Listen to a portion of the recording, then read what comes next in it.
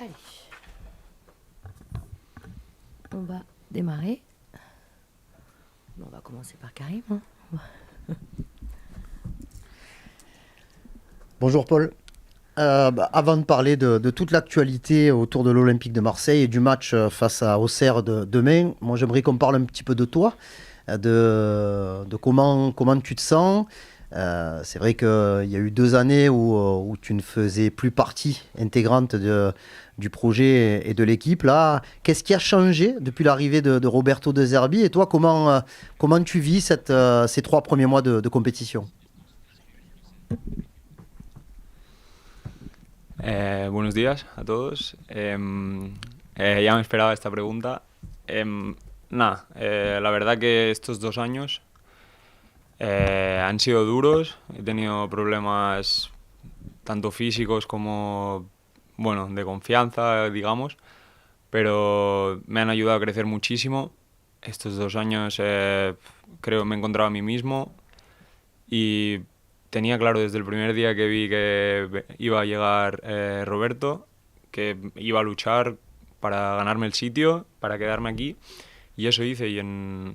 Y yo en verano estaba tranquilo porque vi que él contaba conmigo, entonces trabajando, hasta que pues he encontrado espacio, he empezado 3 partidos de titular y la verdad que estoy muy contento. Creo que soy un jugador respecto a hace 2 años que he mejorado mucho en algunos aspectos en los que es muy importante aquí en el Marsella. Y nada, espero solo encontrar mi mejor condición física también y para acabar jugando el número de partidos posibles este año y hacerlo lo mejor posible. Alors, bonjour à tous et à toutes. Je m'attendais un petit peu à cette question. C'est vrai que ces 2 ans ont été durs pour moi. J'ai eu des problèmes physiques, mais aussi des soucis de confiance de mon côté, mais ils m'ont aussi permis de grandir. Ce sont 2 années qui m'ont permis aussi de me retrouver un petit peu avec moi-même. Et puis quand j'ai vu que De Zerbi pouvait arriver ou allait arriver ici, je me suis dit tout de suite que j'allais lutter et me battre pour rester ici. C'est ce que j'ai fait. Moi, j'ai vécu un été très calme. Je savais que lui comptait sur moi. Donc, je savais aussi qu'il fallait que je travaille pour que cela soit le cas. J'ai été titulaire à 3 reprises. Donc, c'est aussi important, quelque chose d'important pour moi. J'espère, et je me suis amélioré dans plusieurs aspects. J'espère continuer de le faire et aussi améliorer ma condition physique afin de pouvoir jouer le plus de matchs possible cette saison et de la meilleure manière possible. Le Paul Lirola de 2024 est forcément différent de celui qui El Paul évoluait, Lirola de celui qui évoluait à Sassuolo à l'époque. Comment tu as retrouvé le coach? Est-ce que tu l'as trouvé changé, ne serait-ce que par rapport à, peut-être pas ses idées de jeu, mais il a pris de l'expérience avec le passage au Shakhtar, les années à Brighton, arrivé à l'OM? Sí. No, la verdad que el coach, para mí, una de sus mejores cualidades, por no decir la mejor, es meter a cada jugador en las mejores condiciones para dar su máximo. Y personalmente con él fue uno de mis mejores años, si miramos de números, de asistencias y goles. Y para nosotros es una suerte ser entrenados por él. Llevamos poco aún, tenemos que mejorar muchísimo, pero nada, ha cambiado, es cierto, pero yo ya desde el año que lo tuve en Sassuolo sabría que iba a hacer una gran carrera.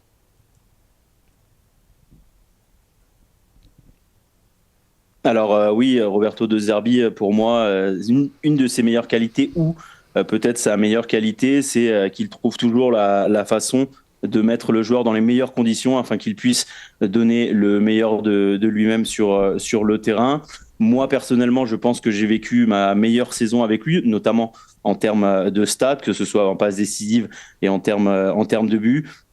Je pense qu'ici, on le sait tous, on a la chance de l'avoir avec nous. C'est vrai que ce n'est que le début, on a encore beaucoup à améliorer. Oui, c'est sûrement un entraîneur changé depuis que je le connais, mais voilà, je pense aussi que de ce qu'il a, que je l'ai vu à Sassuolo, je savais qu'il allait avoir une très grande carrière. Fabrice. Paul, bonjour. Vous retrouvez le Vélodrome après la victoire à Nantes. C'est un endroit où, pour l'instant, vous avez des difficultés à l'emporter. Lors de ta saison pleine à l'OM en 2021-2022, c'était déjà le cas. Vous étiez premier à l'extérieur, mais c'était plus compliqué au Vélodrome. Comment est-ce que tu expliques, toi, ces difficultés que vous rencontrez à domicile?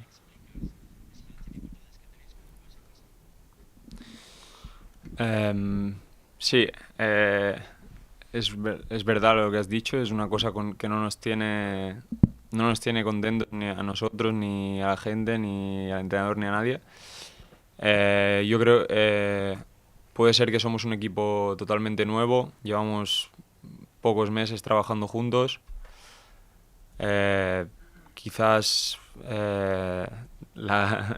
algunos jugadores no están habituados a la presión también, pero yo creo que vamos a acabar jugando igual fuera de casa que en casa. Es una cuestión de tiempo. Si puede ser que empecemos por mañana, porque el entrenador nos pide que juguemos liberados, que juguemos como sabemos, por ejemplo, como los 40 primeros minutos del otro día de Nantes. Y es una cosa en lo que estamos trabajando y creo que lo demostraremos en poco tiempo. Alors oui, c'est vrai ce que vous dites. On n'est pas content, mais je pense que personne ne l'est, ni les supporters marseillais, nous non plus, l'entraîneur, le staff non plus. Alors peut-être c'est parce qu'on a aussi une équipe qui est quasiment totalement nouvelle, qui a que peu de temps de travail ensemble derrière elle, et on a aussi certains joueurs qui ne sont peut-être pas habitués à jouer sous cette pression, mais voilà, c'est vrai qu'il faut qu'on trouve une solution pour qu'on soit un petit peu équilibré à ce niveau extérieur et domicile. Si on pouvait commencer à le faire dès demain, ce serait une bonne chose. Qu'il faut qu'on joue libéré, comme nous le dit souvent et nous l'a dit De Zerbi, comme notamment on a pu voir lors des 40 premières minutes face au FC Nantes. Voilà, je pense qu'on doit continuer de travailler, que rapidement on va démontrer qu'on est capable de faire ce qu'on fait à l'extérieur, le faire également à la maison. Flo. Oui. Paul, au fond à gauche. J'ai deux questions, s'il te plaît. Pour rester sur ce thème du Vélodrome, est-ce que vous avez un sentiment de revanche? Est-ce que vous devez une revanche à vos supporters? Parce que même s'il y a eu cette deuxième place et cette victoire à Nantes, c'est très rare de voir des supporters quitter le stade à la mi-temps et être un peu désabusés par rapport à la claque contre le PSG, que vous aussi, joueurs, vous avez mal vécu, on n'en doute pas. Bon, toi, tu étais rentré en fin de match. Est-ce que tu as ce sentiment que vous devez prouver, vous racheter quelque part auprès des amoureux de l'OM?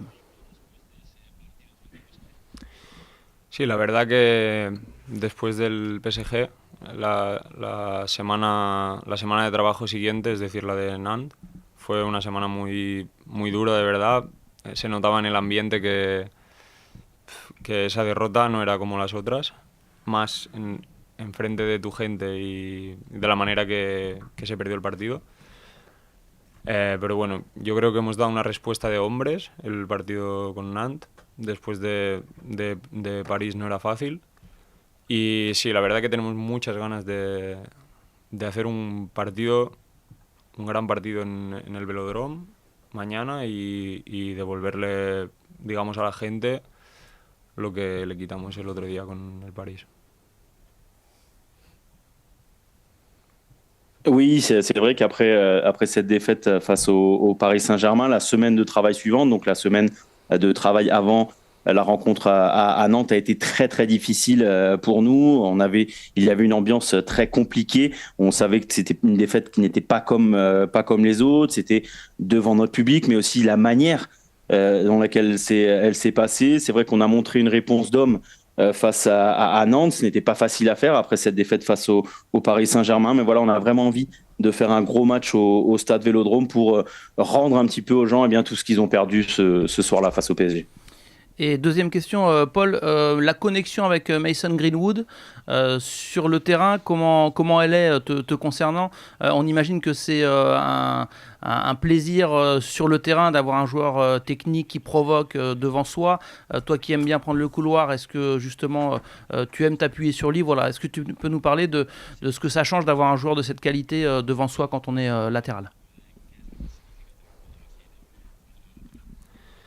Sí, la verdad que con Mason, un chico buenísimo, me llevo muy bien fuera del campo, como dentro del campo, el poco tiempo que hemos estado juntos, me he entendido muy bien, me entiendo muy bien con él y creo que cuanto más tiempo pasemos juntos en el campo, mejor nos entenderemos y él entiende mis movimientos y yo entiendo los suyos.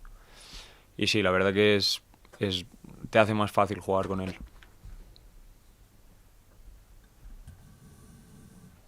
Oui, alors Mason, c'est aussi un super mec et voilà, c'est vrai que sur et en dehors du terrain, même si sur le terrain on n'a pas pu être partagé beaucoup jusqu'ici, mais je pense on s'entend très bien, on s'entend très bien tous les deux. Je pense que lui comprend mes mouvements, moi aussi, je comprends les siens et c'est vrai que c'est très facile de jouer avec un joueur comme ça. Slim? Bonjour Paul. On t'a vu contre Nantes parfois te réaxer un petit peu au milieu de terrain, venir combiner avec tes milieux de terrain, un petit peu à l'instar de ce que fait Quentin Merlin côté gauche. Est-ce que tu peux nous expliquer un peu les consignes que tu as et les responsabilités tactiques que tu as dans ce système de jeu? Sí, al míster, al coach, le gusta eso, le gustan jugadores que quieran el balón, que no se escondan. Si, también los laterales, si pueden jugar por dentro, que jueguen por dentro. Hay que entender el momento de estar por dentro, por fuera. Y sí, son cosas que nos pide el coach. Entonces hacemos lo que nos pide él. Oui, alors ce sont donc Roberto De Zerbi, l'entraîneur, aime bien avoir des joueurs qui veulent et qui demandent le ballon. Il veut voir des joueurs qui ne vont pas se cacher sur le terrain. Donc voilà, que le latéral puisse aussi rentrer vers l'intérieur, c'est quelque chose d'important. Voilà, ce sont juste des consignes et des choses qu'il nous demande. Donc nous, on fait ce qu'il nous dit. Ryan? Oui, Paul, bonjour. Sur le match face à Auxerre, on risque de s'attendre à ce que l'OM ait la possession, parce qu'Auxerre, c'est une équipe qui laisse un petit peu l'adversaire jouer quand ils sont à l'extérieur. Quelles ont été les consignes du coach là, pour ce match-là? Comment est-ce que vous avez préparé? Parce que ça risque d'être un peu compliqué aussi au niveau des contre-attaques. Est-ce que défensivement, au niveau des latéraux, vous avez des consignes particulières pour ce match-là? Merci.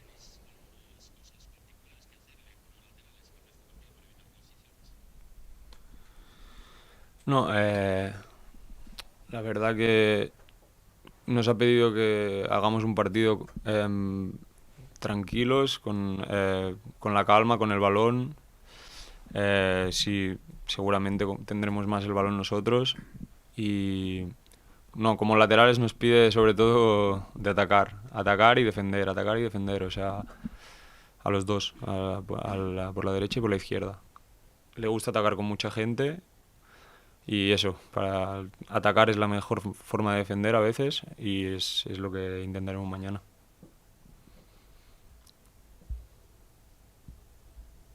Alors lui, ce qu'il nous a demandé, c'est qu'on ait un match, qu'on soit calme, qu'on reste calme pendant le match, qu'on garde le ballon, qu'on ait le ballon. On sait que on devrait avoir la possession lors de cette rencontre. Après, pour les latéraux, ce qu'ils nous demandent, c'est attaquer, défendre, voilà. C'est ce qu'ils nous demandent tout le temps, que ce soit latéral droit ou au latéral gauche. Lui, il veut attaquer avec beaucoup de joueurs. Voilà, c'est son style de jeu, c'est ce qu'il nous demande, et attaquer est parfois la meilleure défense. Donc c'est ce que l'on va essayer de faire demain. Bruno? Bonjour Paul. Parmi les explications sur le fait que vous ayez plus de mal au Vélodrome à gagner, il y a peut-être le fait que les équipes adverses défendent énormément au Vélodrome. Est-ce que c'est un constat que vous faites par rapport à vos matchs à l'extérieur? Et est-ce que ça peut être aussi l'une des raisons ou pas, s'il vous plaît, d'après vous?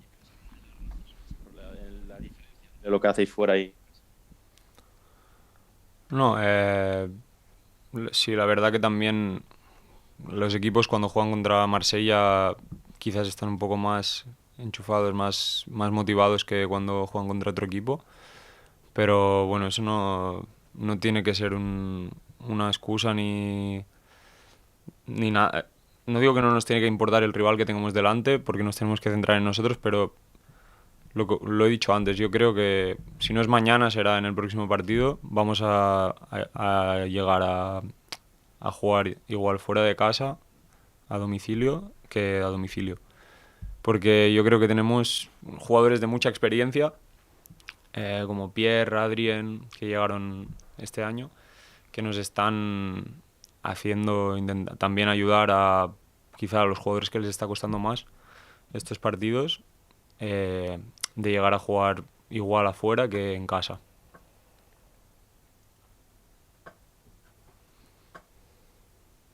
Alors oui, bon, il y a peut-être le fait aussi que les équipes qui jouent face à l'Olympique de Marseille sont souvent plus motivées, mais ce n'est pas une excuse et ça ne doit pas être une excuse non plus. Voilà, nous on doit faire notre match et comme j'ai dit tout à l'heure, si on n'arrive pas à le faire demain, ce sera au prochain match, mais je pense vraiment qu'on va arriver à montrer le même visage à l'extérieur qu'à domicile. On a des joueurs expérimentés, on a Pierre et Adrien qui sont arrivés cette année, qui nous aident beaucoup et qui aident aussi peut-être un petit peu ces joueurs qui ont un petit peu plus de mal à gérer la pression à domicile. Mais voilà, comme j'ai dit, je pense qu'on va arriver à trouver cet équilibre et jouer pareil, que ce soit à l'extérieur ou à domicile. On finit avec toi, Karim. Ouais, juste deux questions par rapport au match de Lyon. Est-ce que ça a eu une valeur de déclic pour toi cette année, cette saison, avec la deuxième mi-temps que tu fais, le but, la passe D? On a eu l'impression, je ne sais pas si c'est un peu dur pour toi, mais qu'on avait retrouvé le Lirola il y a un petit peu plus de 2 ans, quoi. No, sí, la verdad que los futbolistas vivimos para momentos como ese. Yo creo que es un momento que me llevaré para siempre. Y sí, bueno, obvio que ayuda también en la confianza. A veces cuando, no sé, llevas un periodo malo y a veces la cabeza es así, dejas de creer en ti y mira, te recuerda que mira, eres sabes hacer esto, puedes hacerlo. Y sí, la verdad que fue un momento que me ha dado una inyección de confianza. Pero los siguientes partidos tampoco hice eso y los siguientes partidos tampoco jugué, pero me mantuve tranquilo trabajando y nada, la verdad que muy contento con ese partido y espero que se pueda repetir varias veces. Oui, alors les joueurs, on joue vraiment pour réaliser ce type de prestations. Donc voilà, c'est un match qui restera toujours avec moi dans ma mémoire. Ça aide énormément pour la confiance, bien sûr. Voilà, c'est quand on passe des mauvaises périodes, et bien des fois on arrête même nous-mêmes de croire en nous, mais il y a des moments comme ça qui viennent nous donner un petit rappel, une piqûre de rappel qui nous dit voilà ce que tu es capable de faire, tu peux le faire. Voilà, ça aide beaucoup, c'est une injection de confiance aussi pour moi. Maintenant, après ce match-là, les autres matchs, je n'ai pas beaucoup joué, mais j'ai continué de travailler, je suis resté calme. Mais voilà, je suis très content d'avoir réalisé ce match, cette prestation face à Lyon, et j'espère pouvoir la répéter cette saison. Et un dernier point un peu tactique et sur ton positionnement. Je crois que c'est la première fois à Nantes que tu jouais en tant que latéral avec Quentin Merlin, puisqu'à Brest, tu étais à gauche et lui, il était milieu de terrain. Vous êtes deux latéraux qui sont quand même très portés vers l'offensive. Comment vous gérez un petit peu les décalages de montée par rapport à l'autre? Sí, la verdad que tanto como Quentin como yo creo que son el tipo de laterales que le gustan al coach. Y sí, el principio táctico de eso es cuando un lateral ataca, el otro se queda en defensa preventiva. Y yo creo que tanto él como yo lo podemos hacer, porque físicamente estamos también capacitados. Y es eso, si yo ataco, él defiende, y si él defiende, yo me quedo para... Ahí si él ataca, yo me quedo para defender. Muy bien. Oui, alors je pense que ce soit Quentin ou moi, nous sommes deux latéraux, le type de latéraux que le coach aime bien.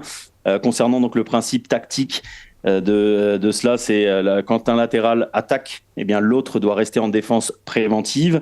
Je pense que tous les deux, on est capable de le faire. On a le profil pour le faire. Physiquement, je pense qu'on est aussi capable de le faire. Mais voilà, l'idée c'est ça, c'est si moi je monte, si moi j'attaque, lui doit rester en défense préventive. Et si c'est lui qui attaque, c'est moi qui dois rester en défense préventive.